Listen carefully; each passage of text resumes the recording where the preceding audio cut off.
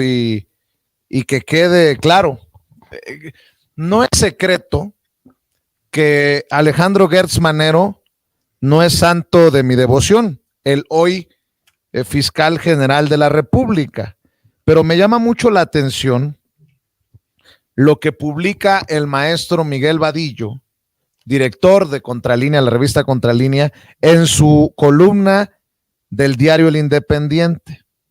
Dice, con lo que ya le había mencionado, estos antecedentes confirman que Fox y Calderón sí conocían la actividad criminal y corrupta de García Luna y a pesar de ello lo colocaron en cargos públicos donde tenía acceso a información privilegiada sobre seguridad nacional relacionada con el combate al narcotráfico y la estructura criminal de los cárteles, lo que significa que ambos expresidentes fueron cómplices de la expolicía y también son responsables de miles de muertes provocadas por los enfrentamientos entre grupos criminales y miembros de las Fuerzas Armadas. Aquí viene lo relacionado a Gertz Manero. El hoy fiscal general de la República en este gobierno de Andrés Manuel López Obrador presentó hace 22 años 3 denuncias penales en contra de exdirectivos de la Policía Federal, entre otros García Luna, por el desvío de 40 millones de pesos de la partida 4310 asignada al área de investigaciones especiales de esa corporación. De acuerdo con las denuncias penales de aquellos años, García Luna sostenía que los 40 millones que desaparecieron los había destinado al pago de informadores. Ah, cabrón. Pero no había evidencia alguna que confirmara el destino de esos recursos públicos porque, según él, los nombres de los beneficiarios se mantenían en el anonimato para proteger su vida y por la secrecía de las mismas investigaciones. En el expediente también se explicaba que otros recursos de la misma partida de investigaciones especiales habían sido desviados para supuestamente financiar obras de remodelación del edificio inteligente que albergaba las oficinas de la Policía Federal Preventiva, cuyo titular era el vicealmirante Wilfrido Robledo. En 2001, cuando arrancaba el gobierno de Fox, había causado gran malestar al presidente que Alejandro Gertz Manero presentara las denuncias penales en contra de directivos policíacos y fue contundente al ordenar al general Macedo de la Concha que frenara la integración de las averiguaciones previas. Voy de acuerdo, pero si entonces Alejandro Gertz Manero tiene 20, 22 años sabiendo de que García Luna es un malandro, ¿cómo es posible que en México no tuviéramos con Alejandro Gertz Manero, fiscal general de la República, una acusación fuerte y seria, algo más contundente contra Genaro García Luna? Porque cuando arrestaron a Genaro García Luna en Estados Unidos, acá en México no había ni orden de aprehensión, ni investigación contra el ex superpolicía. De esas cosas que simplemente, y lo voy a decir a la Leo Zuckerman, no me cuadran, mi querido Jaime.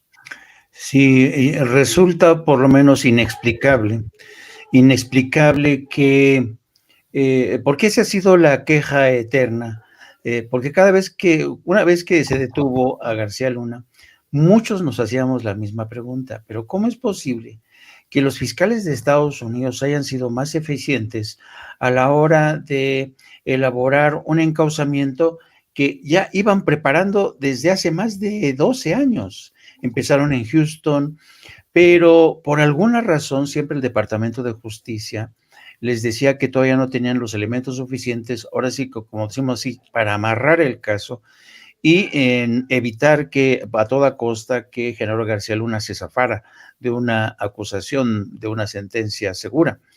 Pero llama la atención que no solamente en el caso de Genaro García Luna, Vicente, también en el caso del exsecretario de Defensa, el señor Cienfuegos, que fue detenido en Estados Unidos y que es otra de las acusaciones, y realmente son de estas cosas tan extrañas que una no alcanza a entender del todo, porque la DEA no se habría atrevido a ir tras el general Cienfuegos si no hubiera tenido algo.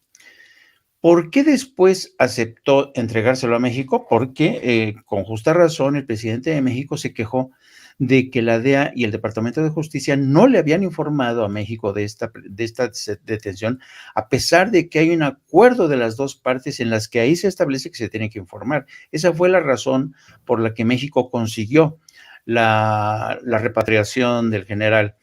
Pero sigue existiendo esa enorme duda. ¿Ese general realmente estuvo limpio? ¿Cómo es posible que, a pesar de que hay indicios, evidencias de que el ejército mexicano estaba penetrado por los cárteles, cómo es posible que hasta ahora nos vayamos enterando de cómo la Marina era la aliada incondicional de la DEA? ¿Cómo es posible? Entonces hay un sinnúmero de preguntas sin respuestas. Es como, ¿sabes qué? Es como si un médico, voy a utilizar, a mí no me gusta utilizar muchos estos símiles o analogías, pero es lo que pasó. Yo tengo la impresión de que cuando el caso de, yo no sé si el presidente o el propio Gers Manero abrieron el cuerpo, dijeron, oye, este está infestado de corrupción, de ladrones, de narcotraficantes, ¿qué vamos a hacer?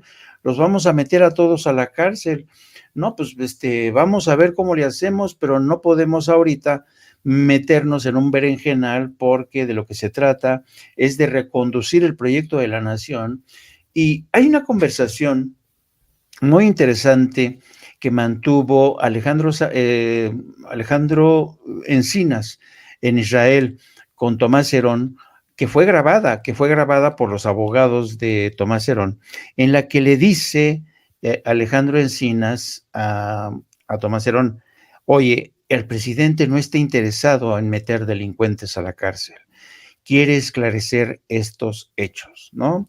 Es decir, el presidente no estaba interesado en meter a alguien a la cárcel, sino que estaba más que interesado en hacer justicia, porque pues, los padres hasta la fecha pues todavía no tienen la respuesta de dónde están los restos de sus hijos. Pero esa es harina de otro costal. Pero a donde voy, el discurso de Alejandro Salinas nos dice mucho de lo que pensaba el gobierno ya de López Obrador. Alejandro Encinas. Perdón, sí, Alejandro Encinas dice mucho de lo que el gobierno de López Obrador, no estaba interesado en meter a la cárcel ni a Peña Nieto, ni a Calderón, ni a Vicente Fox. Yo creo que es una equivocación. Siempre he estado en desacuerdo con esta decisión. El presidente siempre se ha referido a la ley del punto final que funcionó en Argentina y medio, porque los militares, después de esa ley de punto final, volvieron a intentar dar golpes de Estado. En el caso de México, yo creo que no ha sido una buena decisión, particularmente en el caso de Felipe Calderón, que es un personaje que él cree que todavía México le debe, que es posible que él retorne al poder a través de su esposa. Pero yo creo que este tipo de gentes llegaron a tener tanto poder, tanta soberbia que los cegó. Y ellos ven los crímenes que hicieron y que cometieron durante la guerra como, sabes, una cuota, como un peaje obligado para tratar de recuperar la tranquilidad, la paz, la democracia, la soberanía, cosa que nunca funcionó, porque yo no sé quién lo asesoraba. Claro. Lo malo es que lo asesoró el Pentágono y Washington, ¿no? Y ya vemos el desastre. Pero insisto, para mí, y yo creo que para millones de mexicanos, querido Vicente, el tema de la labor, el papel de Gers Manero sigue provocando muchos mohines, así de la gente, híjole. Te voy a decir como me dijo el presidente, ahórrate el golpe, Jaime. École. Porque es cierto, ¿no? Hay muchos mexicanos, decimos, ¿por qué no se ha actuado? ¿Por qué Gers Manero?